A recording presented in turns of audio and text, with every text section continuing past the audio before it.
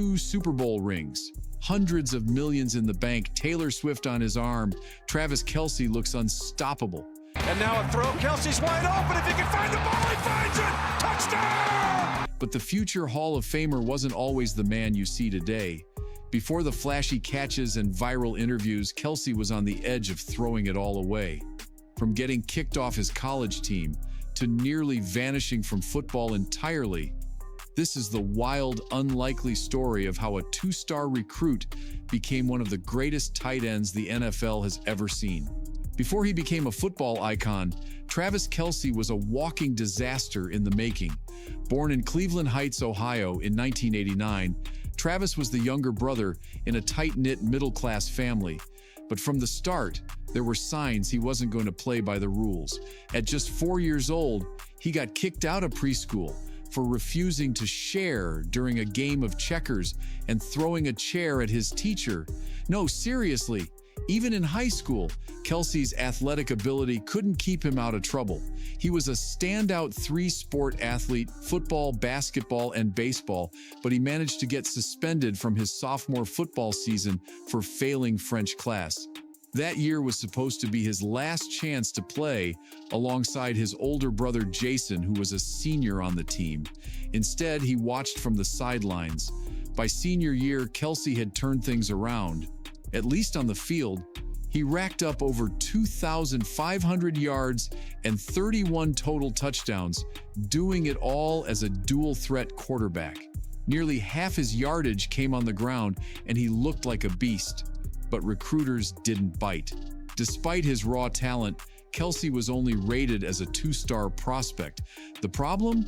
He was dead set on playing quarterback in college, and most coaches didn't see that working out. But as we're about to see, that stubborn streak, it would nearly cost him everything. Travis eventually landed at the University of Cincinnati, mostly thanks to one thing. His older brother Jason was already a starting offensive lineman for the Bearcats. That family connection opened a door most coaches had already closed. But once he got there, things didn't exactly take off. His freshman year was a wash. Kelce was redshirted. The next season, he only touched the ball 9 times, playing in a gadget role as a wildcat quarterback. Not ideal, but at least he still had 3 years of eligibility left. And then came the moment that almost ended it all. In the offseason, Travis failed a drug test for marijuana. Just like that, he was suspended from the team, his scholarship was pulled, and he had nowhere to live. The kid who once dreamed of leading a college offense was now couch hopping, wondering if his football career had just gone up in smoke. Literally. But then came the lifeline. Jason, his older brother, teammate, and now guardian angel, stepped up in the biggest way possible. He squeezed another bed into his own dorm room, fed Travis when he couldn't afford food, and went to bat behind the scenes. Jason pleaded with coaches, put his name on the line, and asked for one more chance, for the little brother who had already blown his first. And somehow it worked. But getting reinstated didn't mean instant redemption. Travis was still on thin ice, and the clock was ticking. Getting back on the team was one thing, making an impact, that was a whole different challenge. In 2011, Travis returned to the field, but not with a splash. He caught just 13 passes the entire season. His days as a quarterback were long gone, and now he had to embrace a new role, tight end. It wasn't glamorous, it wasn't what he dreamed of, but it was his only path forward. With just 1 year of eligibility left, Kelce knew this was it. No more screw-ups, no more second chances. If he wanted to play in the NFL, he had to make this season count. And in 2012, he did just that. Travis exploded onto the scene, racking up 45 receptions for 722 yards and 8 touchdowns. For the first time, coaches saw what he could become. A 6'5" mismatched nightmare with speed, power, and attitude. He wasn't just a comeback story anymore. He was a legitimate NFL prospect, but not everyone was convinced. The failed drug test and rocky history still raised red flags during the draft process. Some scouts called him a one-year wonder. Others questioned whether he could stay focused at the next level. And yet, one coach was willing to roll the dice. Andy Reid. The Kansas City Chiefs took Kelce in the 3rd round, of the 2013 NFL Draft. But Reid didn't sugarcoat it. In their very first phone call, he laid it out. "Are you going to screw this up for yourself? For this team? Can I count on you?" And just to make sure, he made Travis put Jason on the phone again. When he got the phone back, Reid's message was clear. "We're taking you, but the moment you slip, I'm kicking your ass." The message landed, but even with a shot in the NFL, Travis wasn't done making mistakes. In fact, he was just getting started. You'd think that getting drafted into the NFL would be the turning point. For Travis Kelce, it was more like a warning shot that barely missed, because as soon as he hit Kansas City, he slipped right back into his old habits. Within months, he burned through most of his rookie contract, not on investments or houses, but on bottles, clubs, and blowing cash like it grew on trees. At one point, he even admitted he had to dodge his landlord because he couldn't pay rent. Why? He spent the money on a pair of $10,000 Nike Air Mag Marty McFly sneakers, priorities. And if the money issues weren't enough, he didn't even play. A knee injury kept him sidelined all season long. He took exactly one snap in 2013, and it wasn't even on offense, it was on special teams. By all accounts, Kelce was a bust waiting to happen, but in 2014, something clicked. Maybe it was maturity, maybe it was fear of losing it all. Whatever it was, Kelce came back with a vengeance. In his second season, he broke out in a big way, scoring in 3 straight games and putting up over 50 receiving yards in 7 different matchups.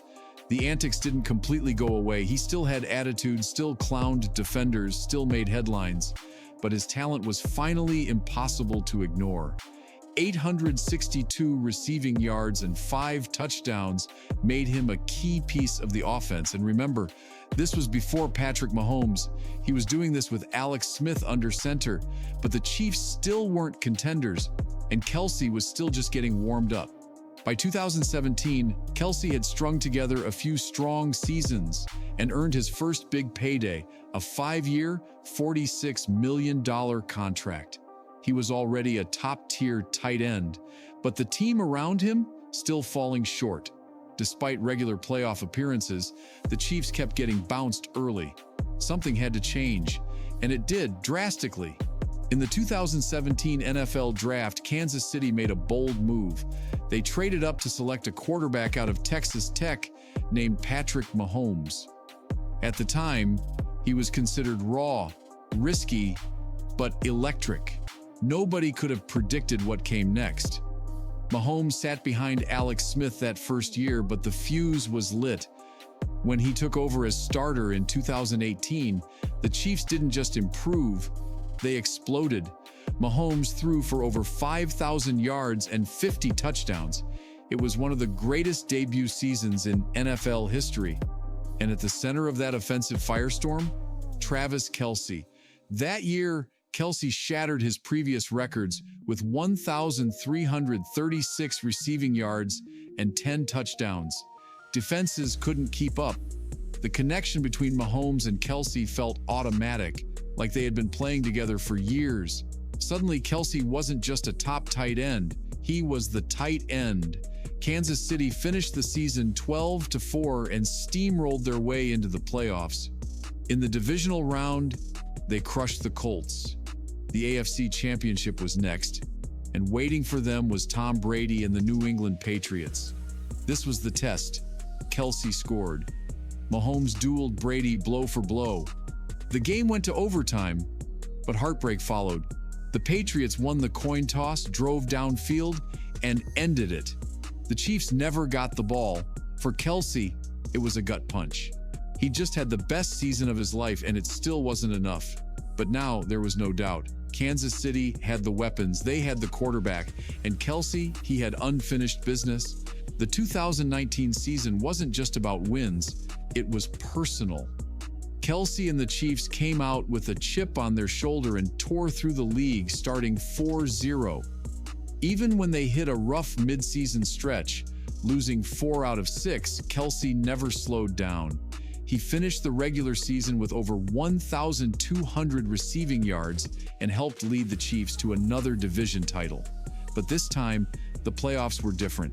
In the divisional round against Houston, the Chiefs fell behind 24-0. The game looked over. Then Kelce decided he had enough. He went nuclear. 10 catches, 143 yards, and 3 touchdowns. It was the kind of performance that shifts careers from great to legendary. Kansas City completed the comeback, winning 51-31. It was a statement. They beat the Titans next in the AFC Championship, sending Kelce to his first Super Bowl. Now, the only thing standing in the way of a ring was the San Francisco 49ers, owners of the league's best defense. For 3 quarters, they had the Chiefs locked down. Then, with just 6 minutes left in the fourth, Kelce broke free and caught a 1-yard touchdown that turned the tide. Kansas City stormed back to win 31-20. After 7 grueling seasons, Travis Kelce was finally a Super Bowl champion. But he wasn't satisfied. In 2020, the Chiefs extended his contract again, this time 4 years for $57 million. Most players entering their 30s begin to decline. Kelce, he leveled up. That year, he set career highs in receptions, 105, yards, 1,416, and touchdowns, 11. It was the best season ever by a tight end, and it wasn't close. Kansas City went 14-2 and stormed through the playoffs again. Kelce dominated the Browns and Bills to get back to the Super Bowl, this time facing an old enemy, Tom Brady. Now leading the Buccaneers, Brady once again stood in the way. Kelce caught 10 passes for 133 yards, but the Bucs were too strong. Tampa shut down Mahomes and handed Kansas City a brutal 31-9 loss. It was a reality check, but also a reminder. Winning 1 ring is rare. Winning 2? That takes greatness, and Kelce still had more to prove. More yards to gain and another ring to chase. By 2022, Travis Kelce was 33 years old, an age when most tight ends are slowing down, limping through practice and thinking about retirement. But not Kelce. If anything, he looked more dangerous than ever, and just to raise the stakes, the Chiefs traded away star wide receiver Tyreek Hill before the season. That left a big question. Could Kelce still dominate without the cheetah pulling coverage and opening lanes? The answer was loud and clear. In Week 1, Kelce went off for 121 receiving yards and a touchdown, and he didn't stop. He put up 50-plus yards in 14 of the next 15 games. In Week 5, he scored 4 touchdowns in a single game. Just weeks later, he followed that up with another 3-score performance. The message was clear. Age wasn't slowing him down, and defenses still had no answer. By season's end, Kelce led all tight ends in receptions, yards, and touchdowns.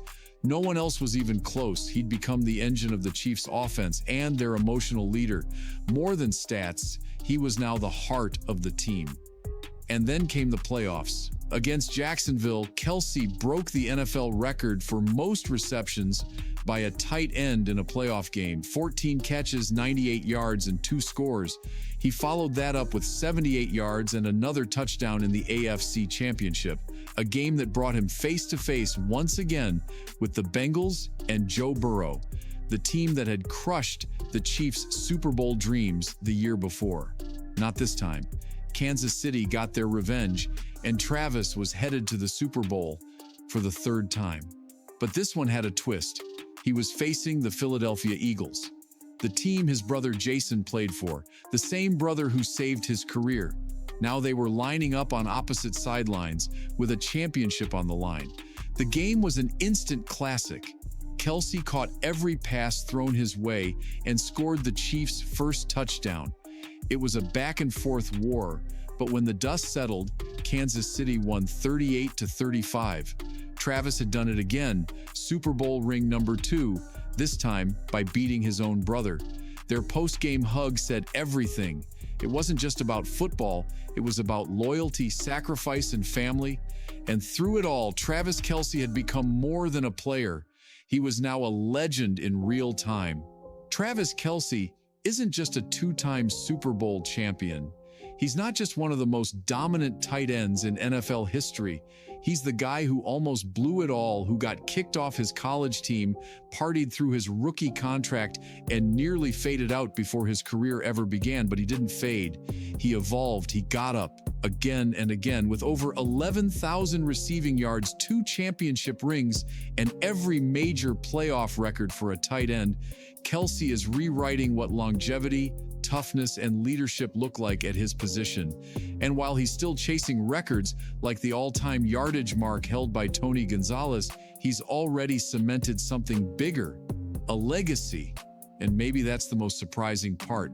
Not that Travis Kelce became a superstar, but that the kid who threw a chair in preschool, failed French, and got kicked off his college team grew into a leader, a mentor, and one of the greatest tight ends to ever step on a football field.